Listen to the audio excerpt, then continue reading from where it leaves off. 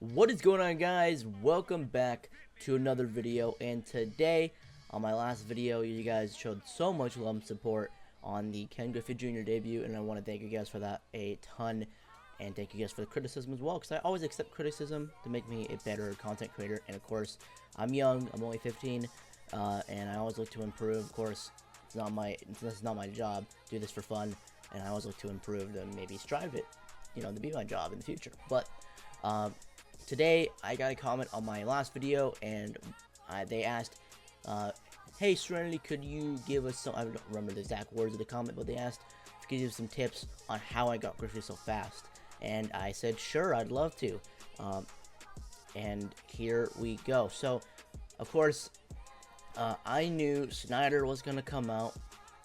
Well, I knew he was gonna be a card in the game. I just predicted, I thought he was gonna be the career arc. I knew he was going to be in the game eventually, because if you do the cap, if you change the name of your cap to a player who you think is going to be in the game, and you can check if you go into a game after with that rated player, and then you look at their player art and their player card, if they have a player art of that player, that means they're going to be in the game. They have card art in the game, or they have a chance to be in the game, and if nothing happens, that means nothing happens, so they're not going to be in the game. Healy tweeted that out, by the way, so props to him. So of course, we didn't know he was going to be the career arc, but I assumed he would be, and I stocked up on Mets souvenirs, which is why I did this quickly. So I actually over-prepared. I prepared for like 20k exchange value for souvenirs, but it was only 5k, so I actually had enough to do Alamar's exchange as well, so that's a plus. Anyway, I also, I did player month Verlander for content, so I actually luckily had his souvenirs, so I didn't have to do the center fielder exchange. But that is it for the exchanges and all that. Of course, the programs, that's pretty easy to do. When you get the impact veteran Snyder, just play games. But when I was done with that, you have to do the silver, bronze, and common stats. I did those first so I could get to the breakout Snyder, so I can do his mission along with the center fielder stats for gold and diamond, because he is a gold center fielder. So it went along with both stats, so why would I just do stats with this gold and them first, and then just do pointless stats with him without helping the other stats, So I did the silver, bronze, and common stats first, and what I did, I went into my center fielders, and I got every single center fielder. Drew Stubbs, put him in center field. Dexter Fowler, put him in left field. I didn't have Adam Eaton at the time. Dan Santana, he can play shortstop, one of the programs, so you can put him at shortstop. Diaz I didn't use. Delino DeShields, he can play second base. I put him at second. Dobie I put at third, because what the strategy I'm going to be telling you guys, you do not care about defense. You don't want to, you really don't care about defense. It doesn't matter at all. Buxton I put in left field. I did not have Conforto or Dyson at the time, or didn't use them.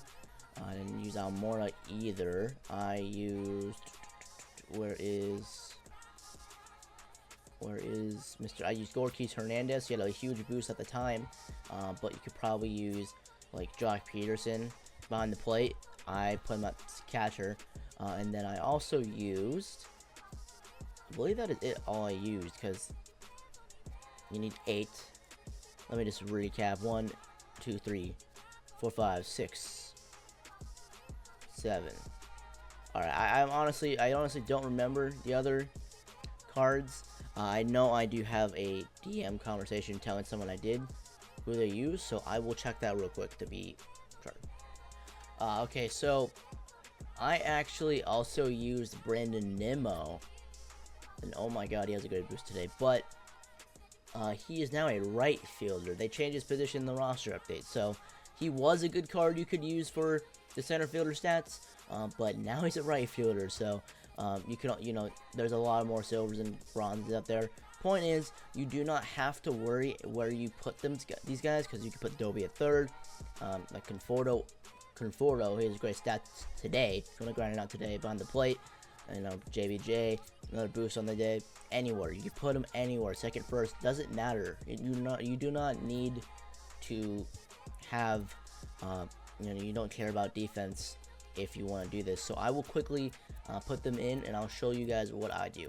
Alright, so now that your lineup looks a little bit like this, it doesn't have to be exactly like this. You can have, better hitters and all that stuff, but let's go in and I'll show you guys what I did after that. Alright, so you go to play versus CPU. I did all of this versus the CPU, guys. No online anything, nothing. I did this all against CPU. So what you're gonna do, you're gonna go over to the Rockies. You can play on veteran for a little more accurate results. You can also play on rookie, just if you want to play on rookie. But I played in cores. You got to go away as the away team because you want to be the away team. You don't want to care about pitching stats, because if you want to just get Griffey, and then you can do these. You can do these career arcs way faster if you just focus on one of them. So if you do want to grind pitcher stats at the same time, go ahead, by all means, go ahead. I'm not telling you to do that, but this is much faster if you're just focusing on one and wanting to get it out of the way, because you can literally have it in all the Immortals done if you have all the progress made already on the Immortals programs within a week or two. If you do just focus on one each. Besides, the starters are a lot harder, of course, than the relievers, but for the hitting ones at least, this is basically a tip for all of the hitter stuff. You can do it with the third baseman for Mike Schmidt. You can do it with first baseman for Frank Thomas, the catchers for Johnny Bench, the shortstops for Barry Larkin, the second baseman for Roberto Alomar, etc. You can do this for every single one. You're going to just go into the game. Of course, you're going to reorder your lineup if you want. But you're just going to go into the game, and you're going to play the top of the first and quit out. That simple. You're going to play the top of the first. Don't care about playing the bottom half, which is why you have a player behind the plate, a center fielder, because you're not worried about defense at all. Alright, so now you're in the game, right? It's just you hit. This simple. There you go. Base hit. And then you just do this for, it took me 10 to 14 hours of, for the first couple hours, I was doing 5-inning games. Not 5-inning games, 9-inning games. Because I don't know. And then I was streaming on Twitch. If you don't follow me on Twitch already, I'm streaming on there a lot more now. Go follow me on there, of course. But someone in my chat when I was streaming, grinding, informed me that you can just play the top of the first and quit out. And I was like, maybe that will be much faster. And in the end, it was way faster. It might not seem like it, but you're gonna be doing a lot more productive wise, getting stats by just hitting and doing this and quitting out and not having to worry about the CPU getting random hits and extending how long you're playing the game. Of course, it doesn't matter if you don't want them that fast. Again, if you want to do the pitcher stats as well while you're doing all this, be multi-productive. That's not a word. That's definitely not a word. But if you want to be productive in all forms of, by all means, go and do all the 9 games. But this is just how I did it, because I was told it would be cool if I told you guys how I did it and give you tips. But yeah, this is really how I did it. See, I've already had 4 hits and 4 runs, including a home run and a triple and 2 extra base hits. So you just gotta keep doing this and this and this. I know it may seem boring. You can always watch your favorite content creator, watch a favorite stream, put on some music and all that. That's how I kind of put through it. And I was also streaming, so I was also talking to my viewers. So that kind of helped as well, going through it. But I actually stopped streaming around 2 a.m. because I was like so deadbeat tired, couldn't keep going anymore. And what really kept me going through that, I was actually watching YouTube videos, like series and videos from like 5 years ago that I used to watch, and people I don't watch anymore because they're not like productive anymore. And I was just, it's just nostalgia, right? So I was just watching that, enjoying myself from 2 to 7:30 in the morning. So yeah, that, by the way, if you guys are curious, I was up that day at 7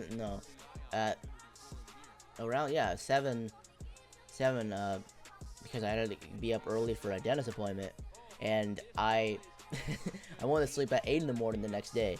So I was up for 25 total hours. I wasn't grinding for 25 total hours, of course, but I'm still kind of feeling the effects of that, to be completely honest. But when I'm gonna see when I get into three outs. Obviously, you still need stolen bases. I will show you guys this actually right now. So if you guys can see on first base, I'm a little all over the place. Apologize. On first base, we have Danny Santana. He's a kind of fast guy. He has good stealing.